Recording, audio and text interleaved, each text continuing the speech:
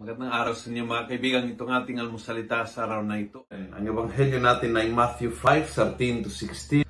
Sabi ni Jesus, "You are the salt of the earth, but if salt has lost its saltiness, how can it be made salty again? It has become useless." Good reminder, huwag mawala sana ang iyong lasa, ang iyong kapangyarihan, ang iyong alab. Yun po yung tinutukoy ng saltiness. Yun nagbibigay ng lasa, nagbibigay ng templa, nagbibigay ng passion, nagbibigay ng sigla, nagbibigay ng lakas. At huwag mong pahintulutan mawala yan. Pag nawala yan, lahat ng gagawin ay parang walang saysay, parang walang silbi, parang walang gana, lahat ay naging mabigat, lahat ay naging mahirap. And alam nyo, maraming sa ating ay naranasan na nahihirapan sa puntong ito ng pandemya. Kung kailang patapos ang pandemya, na supposed to be tayo ay masaya, masiglang-masigla, ay naramdaman na pagod na at mahirap mag-restart. Mahirap magsimula muli, mahirap maging masigasig muli, mahirap maging masigla muli. Humingi tayo sa Panginoon na naway hindi mawawala ang lasa ng ating paglilingkod sa Kanya.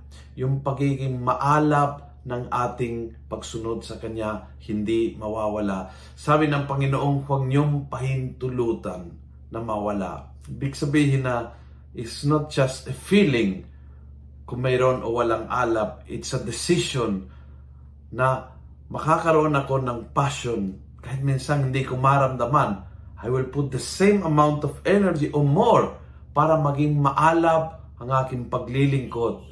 At kapag ako'y nagdesisyon at nilagyan ko ng extra effort, biglang ang alab ay lalabas muli. Kaya ang salt, ang asin, ang magiging talagang may saysay at may kabuluhan, etc., ay hindi lang isang feeling, kundi isang decision. At inaaniyahan kita na ngayong araw na ito, magdesisyon tayo na maging ganyan ang ating paglilingkod, na may asin, na may dating, na may alab, na may pagmamahal. At kung nagustuhan mo ang video ito, please pass it on. Punuin natin ang good news on social media. Gawin natin viral araw-araw ang salita ng Diyos. God bless.